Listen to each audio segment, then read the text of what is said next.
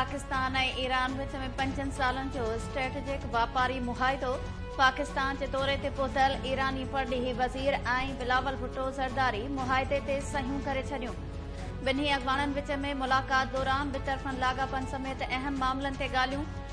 परॾेही वज़ीर बिलावल भुट्टो ज़रदारी चयो आहे त गवादर में बिजली जी फ़राहमी में ईरान जो सहकार बहितरीन आहे। तारीख़ी लाॻापनि खे वधीक अॻिते वधाइण चाहियूं था। बिलावल भुट्टो सां गॾु प्रेस कॉन्फ्रेंस कंदे ईरानी परॾेही वज़ीर चयो त पाकिस्तान भाइरनि जहिड़ो दोस्त मुल्क आहे। सहकार जो सिलसिलो जारी रहंदो। पाकिस्तान दहशतगर्दी ख़िलाफ़ जंग में वॾियूं क़ुर्बानियूं ॾिनियूं आहिनि। कंहिं बि क़िस्म जी दहशतगर्दी ख़िते जे अमुन लाइ ख़तरनाक आहे।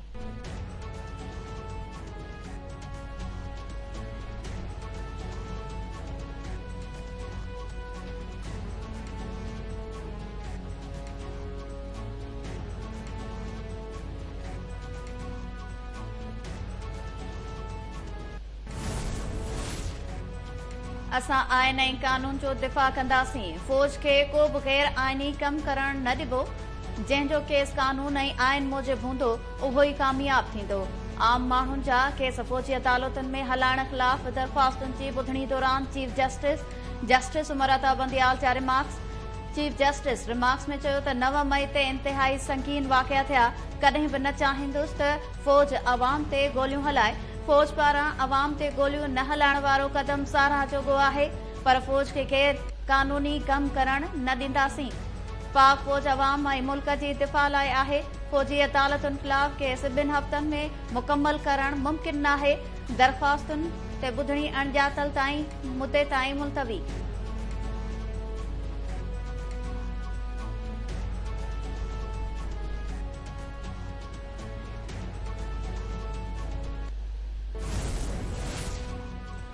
फ़ौजी सरबराहनि सां मुलाक़ातुनि ते इस्टेब्लिशमेंट जो माण्हू हुअण जा ताना ॾिना विया। कॾहिं बि ज़ाती मफ़ादनि लाइ फ़ौजी सरबराहनि सां मुलाक़ात नाहे कई। मुलाक़ातुनि जो मक़सदु रुॻो मुल्क जी तरक़ी हुई। सियासतदान ऐं इदारा गॾिजी वञनि त मुल्क तरक़ी कंदो। वज़ीर आज़म शहबाज शरीफ़ चयो आहे त पाकिस्तान खे तरक़ी वठाइण लाइ इस्लामाबाद ऐं रावलपिंडी जी इस्टेब्लिशमेंट गॾिजी फ़ैसिलो कनि। जनरल मुशर्रफ जे बारे में बि चयो वेंदो हो त मां उन जे घणो वेझो हुयसि, जंहिंमां मूंखे छा मिलियो। नवाज़ शरीफ़ ऐं मां बि जेल वयसि। सिंध में निगरान वॾे वज़ीर जो नालो फाइनल नाहे थियो। पार्टी क़यादत सां मुशावरत जारी आहे। अपोज़िशन बि ॿियनि जमायतुनि सां मुशावरत करे सघे थी। वॾे वज़ीर सैयद मुराद अली शाह चयो आहे त असेंबली जी मुदत पूरी थींदे 3 खां 4 ॾींहनि अंदरि निगरान वॾो वज़ीर अचणु घुर्जे। सिंध में तालीम ऐं सिहत जी बहितरीअ ते ध्यानु ॾेई रहिया आहियूं। कोशिश आहे त को बि स्कूल बंदि न थिए। दर्सी किताबनि जी खोट बाबति सिंटेक्स बोर्ड सां ॻाल्हाईंदुसि।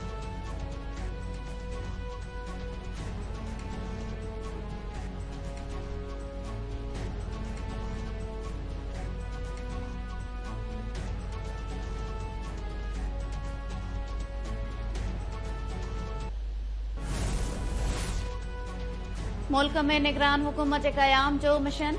वज़ीर आज़म शहबाज शरीफ़ पारां इतिहादनि सां मुशावरत जो फ़ैसिलो। वज़ीर आज़म पार्लियामानी पार्टियुनि जे अॻवाननि ऐं इतिहादनि खे राति जी मानी ते घुराए वरितो। ज़रियनि मूजिबि वज़ीर आज़म शहबाज शरीफ़ इतिहादनि सां निगरान सेटअप बाबति मुशावरत कंदो।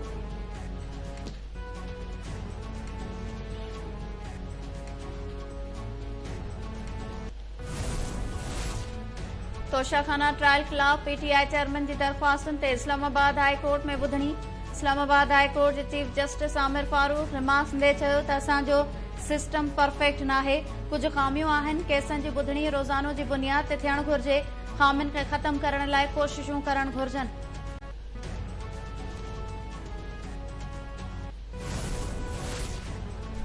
सिंध में आम वाइफे वारियूं 59 शयूं ज़ख़ीरो करण ते कार्रवाई थींदी। सिंध असेंबली मां ज़रूरी शयुनि जी क़ीमतुनि ते ज़ाब्ते ऐं ज़ख़ीरे जी रोकथाम वारो बिल मंज़ूर। जीडीएमपी आरिफ मुस्तफ़ा जतोई पारां शुगर मिल्स जी पीढ़ाई शुरू न थियण ते ध्यानु छिकायो नोटिस। कमंद जो फ़ी मण अघु 450 रुपया मुक़ररु करण जो मुतालबो।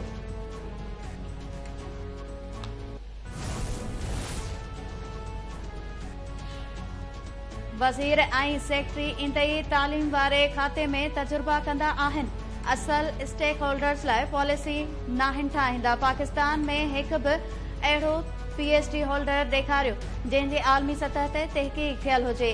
तालीम वारे सूबाई वज़ीर सैयद सरदार शाह चयो आहे त यूनिवर्सिटीज़ जो हशर अहिड़ो आहे जो लेबोरेटरी मां हिकु प्रोफेसर खे कढी वाइस चांसलर बणायो वञे थो। तालीमी निसाब ठाहिण ऐं डेस्क ख़रीद करण वक़्तु ॿारनि जो नाहे सोचियो वेंदो। कराची में निजी स्कूल जे अंगनि अखरनि ते ॿधल रिपोर्ट बि जारी।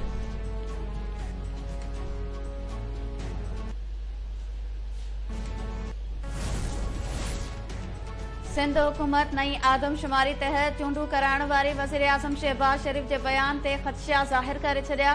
सूबाई वज़ीर नासिर हुसैन शाह चयो आहे त असांजो मुतालबो आहे त चूंडू 60 ॾींहनि अंदरि थियण घुर्जनि। वज़ीर आज़म इत्तेहादनि खे घुरायो आहे मुशावरत कई वेंदी।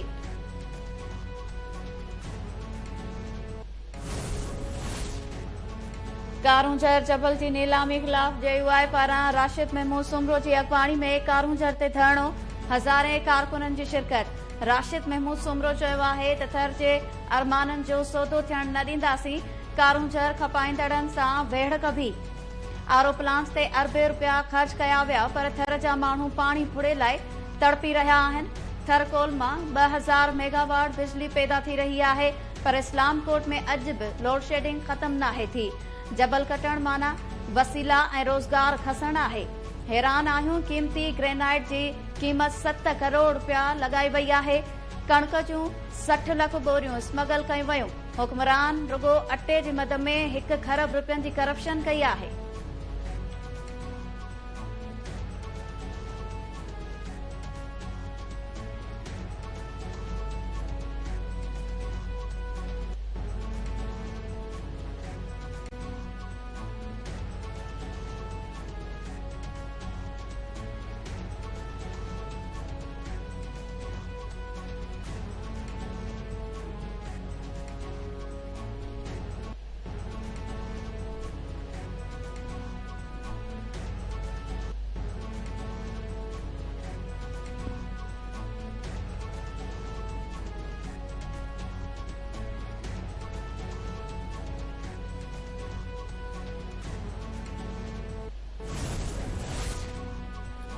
सिंध जे तारीख़ी ऐं सकाफ़ती विरसे कारूंझर जी नीलामी ख़िलाफ़ मिठी में क़ौमी अवामी तहरीक जी कॉन्फ्रेंस।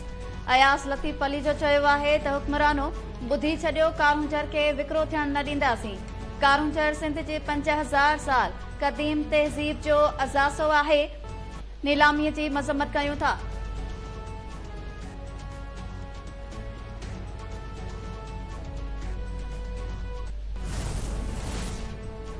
सखर में जस्कम ऐं सिविल सोसाइटी पारां निगरी प्रिया कुमारी जी बाज़ियाबी लाइ बुख हड़ताल। मुख़्तलिफ़ सियासी ऐं समाजी तंज़ीमुनि समेत शहरनि जी शिरकत। मासूम प्रिया कुमारी खे बाज़ियाब कराइण जो मुतालबो। प्रिया कुमारी खे 2 साल अॻु 10 मुहर्रम हराम ते संगरार मां अगवा कयो वियो हो।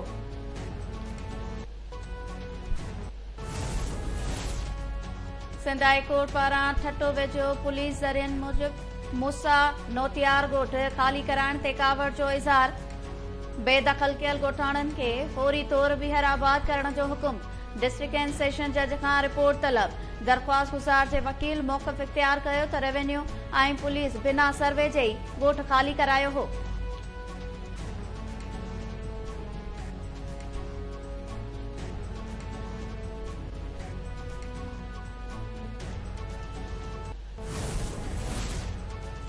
कराची जे इलाइक़े कोरंकी में शागिर्दनि खे मुबैना जुर्तू मुक़ाबले में ज़ख़्मी करण वारे केस में अल-फलाह थाणे जो गिरफ़्तार SHO हिदायत हुसैन 2 ॾींहनि जे जिस्मानी रिमांड ते पुलिस हवाले।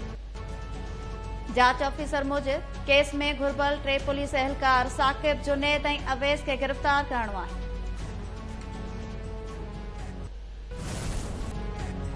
ऐं सिंध में चौथाई सदी खां ज़ुल्म, नाइंसाफ़िन ऐं बेवाजिबिन ख़िलाफ़ जाखोड़ींदड़ रोज़ानी काविश जी अॼु 33 सालगिरह मल्हाई पई वञे।